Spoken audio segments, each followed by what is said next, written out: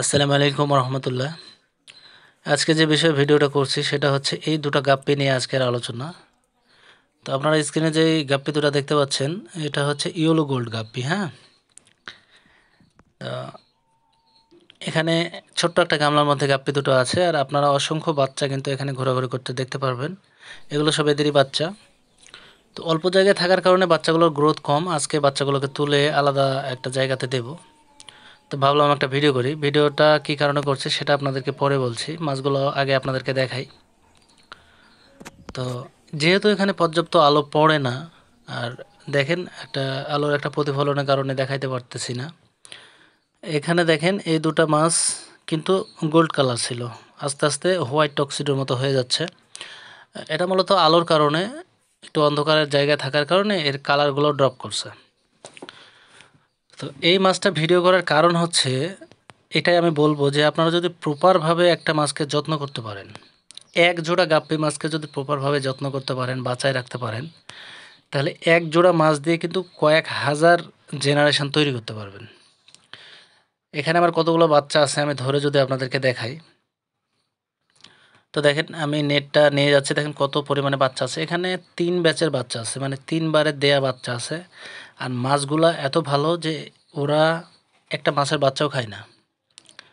আমি ওদেরকে লাইভ ফুডও দেই, ব্রাইন শিম দেই, তারপরে হচ্ছে ডাফনিয়া দেই, কিন্তু কখনো এই যে লাইভ ফুড খাবার পরেও কিন্তু ওরা বাচ্চাকে ধরে খায় না। তো বাচ্চাগুলো সবগুলো ধরে আমি আপনাদেরকে দেখাবো।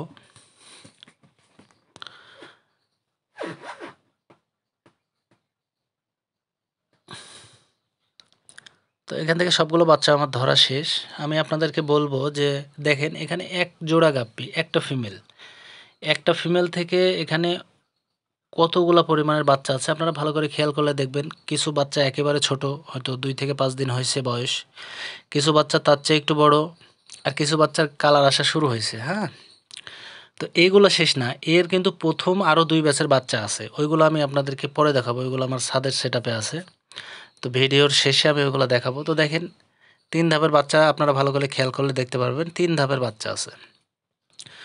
তো আমি আপনাদেরকে এটাই বলবো যে মাছ যদি আপনি করতে চান, যদি মনে করেন মাছ, আমি আসলে হাজার হাজার মাছের দরকার নেই। 1 থেকে 2 জোড়া মাছ থেকে কিন্তু হাজার হাজার মাছ করা যায়। এটাই তার বাস্তব প্রমাণ। এই যে এই বাচ্চাগুলো যদি অ্যাডাল্ট সাইজ হয় বা বড় হয়, তখন কিন্তু এগুলো থেকে আবার ব্রিড করানো যাবে। এইভাবে পর্যায়ক্রমে কিন্তু কয়েক হাজার হাজার মাছ আপনি তৈরি করে ফেলতে পারবেন। তো প্রথম 2 ব্যাচের বাচ্চা এগুলা দেখেন, এখানে কিন্তু রোদে থাকার কারণে গোল্ড কালারটা খুব সুন্দর আসছে। এখানকার ফিমেলগুলোও লোডেড, ম্যাক্সিমাম ফিমেলই লোডেড, যেহেতু প্রথম ধাপের যে বাচ্চাগুলো সেগুলো লোডেড হয়ে গেছে, পেট মোটা মোটা হয়ে গেছে। আমি এগুলো অ্যাকুয়ারিয়ামে তুলে আপনাদেরকে দেখাবো। তো আমার কথা হচ্ছে এটাই, যদি প্রপারভাবে আপনি যত্ন করতে পারেন তাহলে 10 জোড়া 20 জোড়া মাছের কিন্তু আপনার প্রয়োজন নাই। এক জোড়া মাছ থেকে কিন্তু অনেক মাছ তৈরি করা সম্ভব। এখানে দেখেন কোয়ালিটিগুলো কত সুন্দর, একেবারে ইয়েলো গোল্ড, যাকে বলে গোল্ড কালার।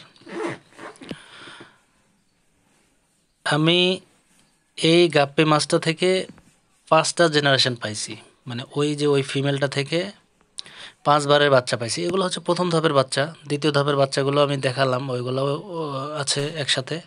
আর পরবর্তী 3 ধাপের বাচ্চা তো যে বাচ্চাগুলো প্রথমে ধরলাম সেগুলা। তো দেখেন মাছগুলো কতটা সুন্দর, কোয়ালিটিফুল, একেবারে ফ্রেশ, ফুল ফ্রেশ। আর সবগুলার কালার কোয়ালিটি মাশাআল্লাহ খুবই সুন্দর। তাই আমি অবশ্যই বলবো গাপ্পি মাছ যদি আপনারা প্রপারভাবে যত্ন করতে পারেন, ঠিকমতো মেনটেন করতে পারেন, ভালোভাবে খাবার দিতে পারেন, যদি ভালোভাবে বাঁচায় রাখতে পারেন, তাহলে একটা গাপ্পি মাছই কিন্তু আপনার ফার্ম ভরায় দেওয়ার জন্য যথেষ্ট। খুব একটা বেশি মাছের দরকার নাই, আপনার ফার্ম ভরিয়ে দিতে খুব একটা বেশি মাছের দরকার নেই। আমি যদি এই মাছগুলো থেকে আবার ব্রিড করি তাহলে এখান থেকে আবার অনেকগুলো করে বাচ্চা পাওয়া যাবে। তো অবশ্যই আমি আবার ব্রিড করাবো এগুলো দিয়ে।